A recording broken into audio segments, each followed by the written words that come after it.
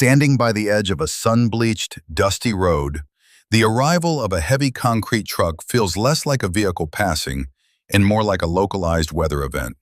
As the massive, rotating drum churns, it displaces the stagnant air, creating a sudden wake of turbulence. If you watch the ground closely, you'll see the fine silt begin to dance, first in chaotic skitters, then tightening into miniature, swirling vortices. This small-scale display is a perfect, tactile introduction to the fundamental mechanics of our atmosphere, fluid in motion, seeking balance in a world of varying pressures. At the heart of every hurricane lies the simple physics of atmospheric pressure differentials. Nature abhors a vacuum, but it also dislikes unevenness. When the sun warms the ocean's surface, it heats the air above it, causing that air to expand and rise. This leaves behind a low-pressure zone. Like water rushing to fill a hole in a stream, cooler, higher-pressure air from the surrounding areas surges toward that void. This relentless pursuit of equilibrium is governed by the pressure gradient force, mathematically represented as this formula, where ρ is the air density and nabla p is the change in pressure over a distance. This formula is the silent script that dictates every breeze in every gale. The concrete truck provides a fascinating visual metaphor for how these winds begin to rotate. As the truck's cone-shaped drum spins, it creates friction against the air, dragging it along and generating orthogonal spins, rotations that occur at right angles to the direction of travel. In the atmosphere, we see a grander version of this through the interaction of jet streams. When fast-moving ribbons of air encounter slower air or different temperature gradients, they create shear.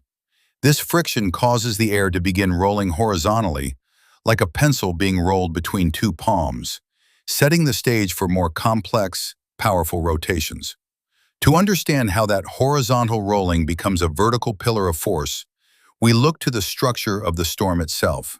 In a developing hurricane or a supercell, powerful updrafts act as the lifting force. They grab those horizontal rolls created by atmospheric shear and tilt them upward, transforming them into vertical columns of spinning air. Much like the dust swirling behind the truck, the tighter the radius of this spin becomes, the faster the wind moves, eventually forming the organized, terrifying symmetry of a tropical cyclone or a supercell. This invisible choreography remained a deep mystery until the mid-19th century, when the first pioneers of meteorology began to map the chaos. James Pollard Espy, the Storm King, was among the first to argue that convection, rising air, was the true driver of storms. His work laid the groundwork for Elias Loomis, who used the telegraph to create the first synoptic weather maps. Loomis proved that storms were not random, but organized systems with distinct centers of low pressure moving predictably across the landscape. They saw the logic in the lightning, the order in the gale. When we pause to look at the world through this lens, the mundane becomes miraculous. The dust behind a truck isn't just dirt, it is a whisper of the same laws that forge the great cyclones of our planet. There is a profound beauty in knowing that the universe follows a heartbeat of logic, that even the most chaotic storm is bound by a graceful, mathematical rhythm.